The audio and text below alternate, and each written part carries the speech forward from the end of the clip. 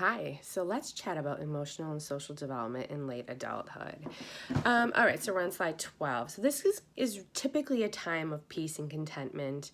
Of course, physical health, cognitive health, if there are problems, they do contribute to less positive emotional health, so more depressive symptoms in folks. But overall, positive emotions tend to increase sharply in late adulthood. Of course, research is mostly in developed, affluent countries that might play a role in this, but in general, this is a time of peace and a time of contentment when we're talking about emotions and our own self-concept, so it's kind of beautiful. Family relationships, slide 13. Relationships with adult children, so they're continuing into late adulthood. Of course, there's cultural differences in how sort of that assistance typically flows from child to adult, adult to child. We have relationships now with grandchildren, maybe even great-grandchildren. These are also tend to be very positive. The closeness and affection remains strong. This grandchildren signify for older folks this sort of family endurance, which feels really good. And so family relationships tend to be, again, at this time and age, very positive. 14, living arrangements. So it's kind of interesting looking at living arrangements. And so there's lots of cultural differences here. So for example, if we're looking at like Western countries like Europe, there's even a divide in Europe. So living independently. If you live in Northern Europe, you're more likely to be in your own home in an apartment on your own. If you're in Southern Europe, you're much more likely to be living with one of your children. Living facilities, those are also varied. So we have a whole sort of trajectory of what a living facility can look like, I should say, because personal control tends to be very important for us. And so we go for different sort of steps that we need to be in, from sort of assisted living, getting checked in on once a day, all the way over to a nursing home with complete full care. And so then they talked about Europe. Also, let me look a little bit at Asian cultures. So living independently, living with adult children, institutional arrangements like those facilities, nursing homes, are becoming more common in Asian cultures, but there's still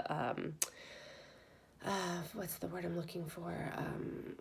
Sort of a respect for elders, that you take care of them and you bring them in and you take care of them as they're older. That's different in a collectivist culture versus an individualistic culture.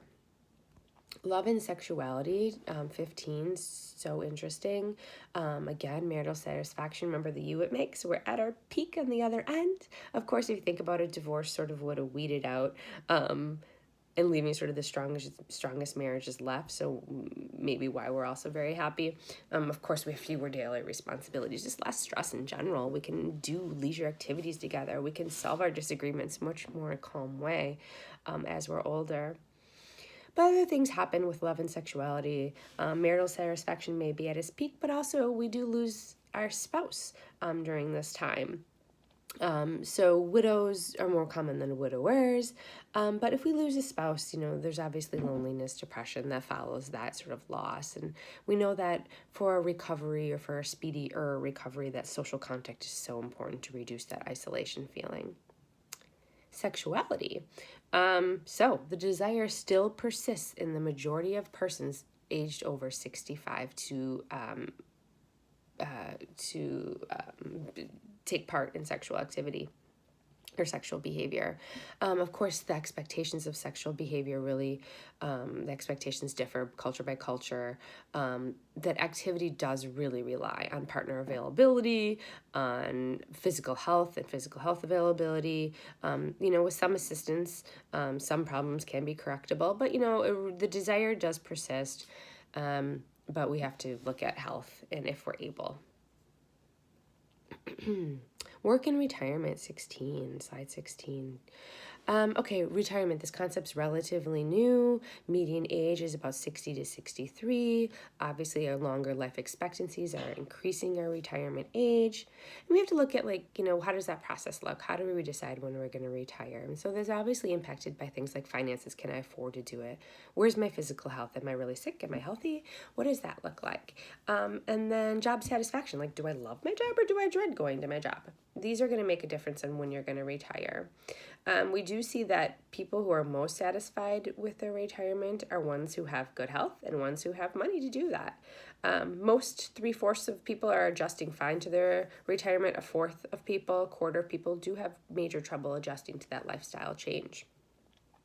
Some people may sort of slow down, go into sort of part-time role. They might retire sort of this gradually, not for the money, but for the time, the social interactions. Sometimes we have what we call bridge jobs, or sometimes people need the jobs and they just have a hard time finding them because of finances. So it's an interesting story, lots of variation in this idea of, do I continue work? Why do I continue to work? Do I retire?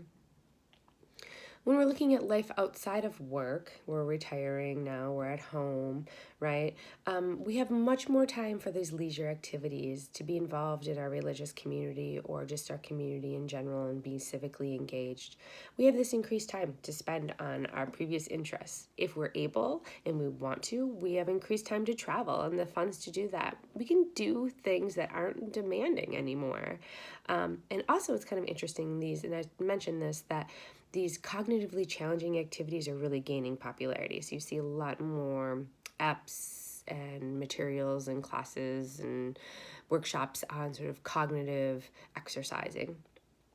Volunteering is really, really high at age 70. It starts to peak off.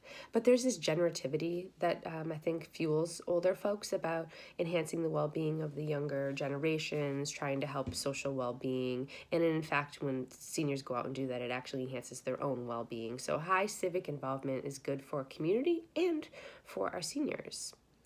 The most common type of civic engagement is religious involvement, at least in the United States. Practices and beliefs tend to increase during this time. Women tend to be more religious than men, but men hold more dominant positions in the church, which is kind of interesting. But we see lots of positive outcomes from the religious involvement. I think it has to do with the belief system, the social aspects of it, but it promotes self-esteem, it promotes life satisfaction, overall happiness, better health. So many good things about being involved. Looking at media use, television is the most frequently reported daily activity. Internet use is lower, but it's going up, of course. And we think that actually the internet can help enhance social lives. And medical practitioners are really advocating for this idea of e-health for our seniors. So that's kind of a newer world that's coming about. All right, I'm going to stop here. You guys are going to watch an awesome TED Talk about Let's Talk About Dying. And then we're going to get into some beliefs about death and afterlife.